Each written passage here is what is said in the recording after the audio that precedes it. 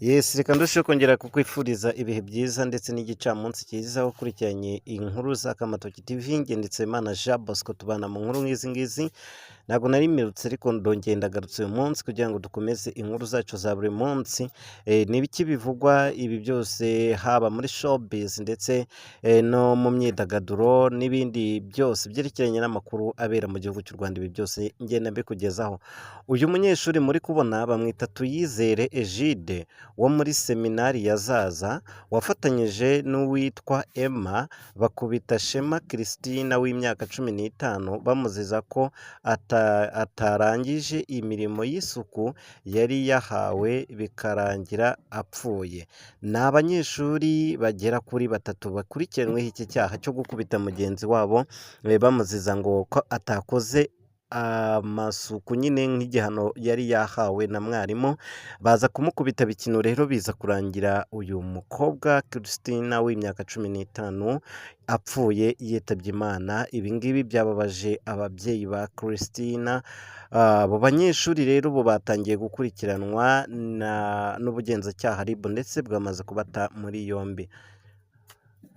Aba rero muri kubona ni ba bapadiri banze gutabara Christina ubwo babibonaga ari gukubitwa, banze kumutabara. Witwa Christina rero watakaga abapadiri banga kubyitaho cyane bagira ni ibisanzwe. Nyuma y'akanya rero nibwo haje kugaragara yuko uyu munyeshuri yitabye Imana. Ibyo abapadiri bafataga nk'imikino babona bihinduye isura. Abo bose ubwo RIB yageraga mu kigo hano byabereye yakusanyije amakuru nk'uko bamwe mu banyeshuri bagiye nyine babigarukaho hano muri seminari. Abangaba bose rero bagiye bavuga yuko aba bapadiri babirebaga ndetse bakanga kugira icyo babikoraho. Nyuma yo kumenya aya makuru RIB yafashe bano bombi irabatwara kugira ngo hakorwe iperereza ryimbitse ku bijyanye n'ababa bagize uruhare ku rupfu rw'uyu mwana witwa Christina wamaze kwitaba Imana azize gukubitwa n'aba banyeshuri. Kumwe abantu bakora ibikino bagakubita abandi batazi yuko biri bwagere kure cyane, nyuma bikaza kurangira bivuyemo urupfu.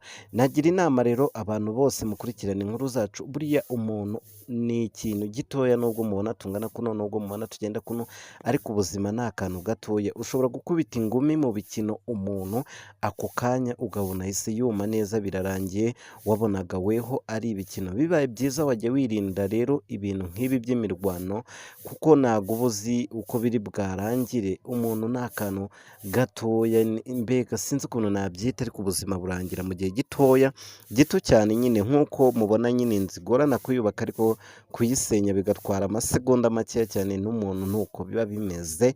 Rero kuko nyine byagenze kuri uyu mukobwa witwa Christina ndetse n'umuryango we, byababaje cyane ndetse umuryango we ugasaba kurenganurwa ndetse no gukurikiranwa, haba ku miryango y'aba bana ndetse n'abandi bose bagiye babigiramo uruhare rukomeye.